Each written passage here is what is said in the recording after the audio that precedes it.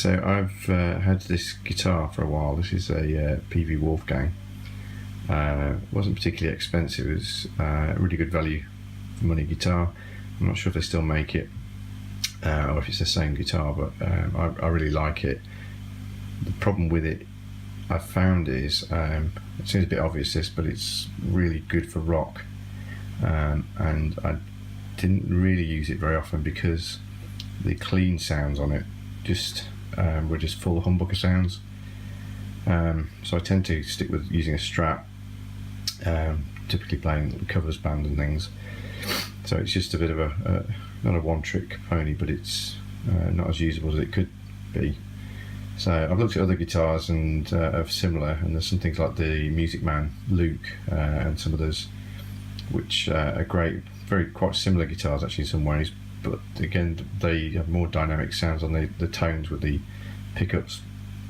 Anyway, cutting a long story short, what I wanted to do with this, I thought the other day, I've had this guitar for ages and I just really don't use it as much. I picked it up and played it and thought, yeah, it plays well, but it's just, again, it's just the fact that it's purely humbucker sound that puts me off using it.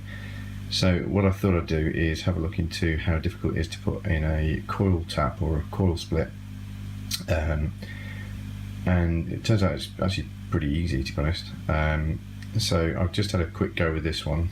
I might refine it a little bit further, but basically what you can see on here is at the bottom, right down here, is I've just put this little toggle switch. You have to excuse me, I put my finger. Little switch here, and you just flicks it between coil tapped and non-tapped. So that's a mini sub switch, dual pole, dual throw. Obviously if I had to drill through the body to put the thing in there, you could do this alternatively. You could do it with a volume push-pull, which was one of the things I was looking at, but I actually prefer having a little switch there. The other thing I could have done is actually put the switch at the top, but I decided to go with putting the switch here separately, so it's by my pinky.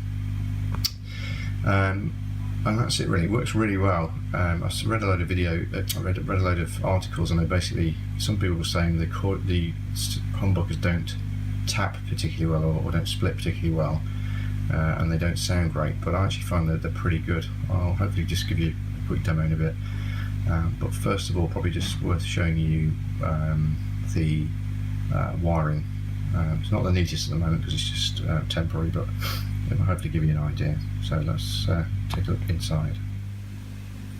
Right, so looking at the back of the guitar, basically there are three compartments. One at the top here, the one with the trem behind it, and the wiring at the bottom here for where the volume pot is.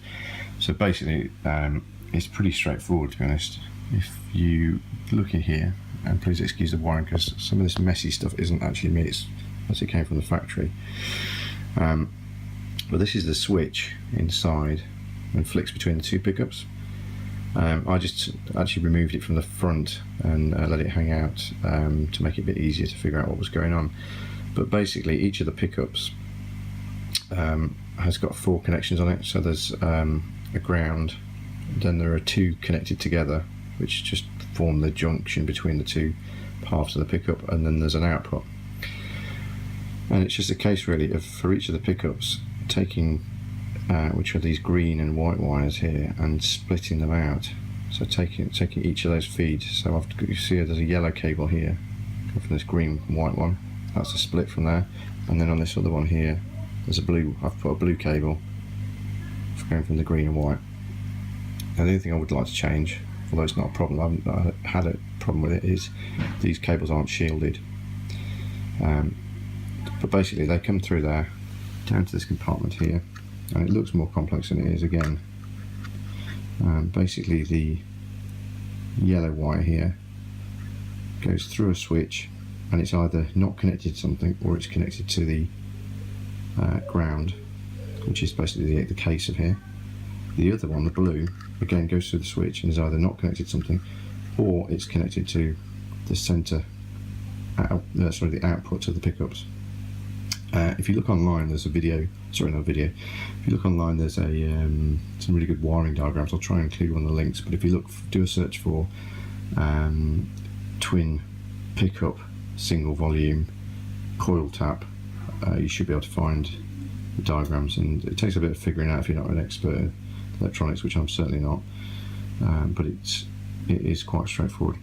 So the hardest part here really for me, well, two parts that I found quite tricky was, one is actually probably not having the right tools, I guess, but drilling a hole was one thing. I marked it with masking tape on the other side, and then drilled through from the other side with a very sharp drill bit. And on the back here I've had to sort of chisel out using a wide drill to make the body thin enough for the switch to sit through, because there's not enough bezel on the sub-miniature switch. But it has eventually gone in. The challenge on here, here the challenge is, so you've got the cables here, I don't know if you can see them,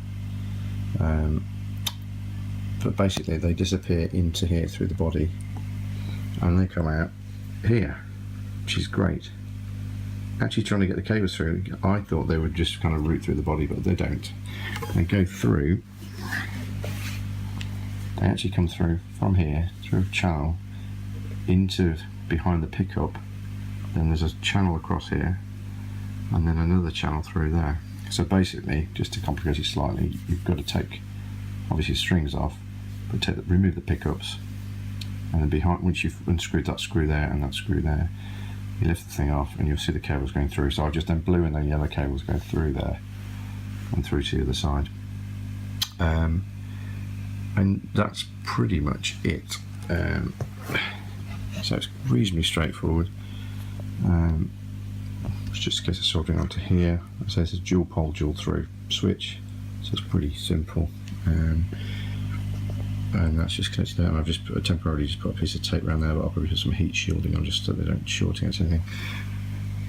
So they're not shielded. I mean, the cavity plates like that is shielded, and you can see the copper connector there. So once that's on, it does actually quite shield that piece. And this is the same bit down here. So again, once you put that on, it's pretty good. I've not had any noise yet. I've had it cranked up. I've not picked up Radio Russia or anything like that, so hopefully it'll be alright. But now it's a pretty good guitar, I think. So hopefully just give you a few examples of what it sounds like. Okay, so this is now just plugged in. I've put all the back onto it. You can see the switch there. So I've got this in the up position, so it's nearest to my head. Oh, so it's up here, and that's now just giving me humbucker sound, so as it was normally. So I've got this plugged into Mesa Boogie F50. You have to forgive me because I cut my finger, so I'm struggling a little bit to play here, but just playing a few little chords, you'll probably hopefully hear a bit of it. I'm not sure how this will come out of the iPhone microphone, but so basically this is on the I think this is on the bridge pickup.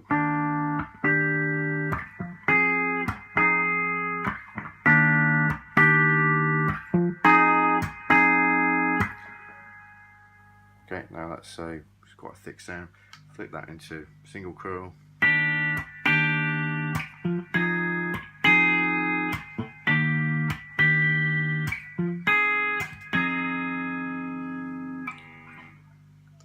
Go to put it back to humbuckers again. This is both pickups on.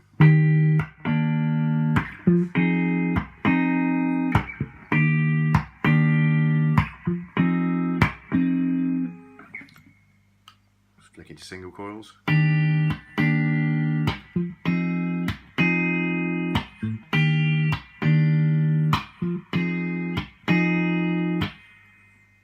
then if we go to the neck pickup,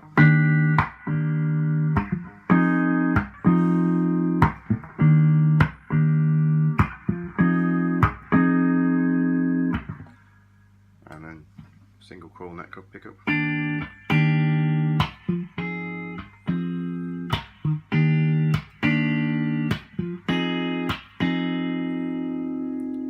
I think the neck pickup is probably the best in single coil now. It really makes it a bit more. I'm struggling to play here, but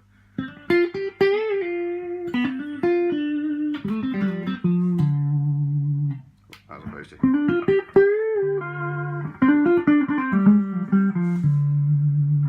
So it's a lot fatter when it's on the humbucker as you'd expect, but it cleans up quite nicely.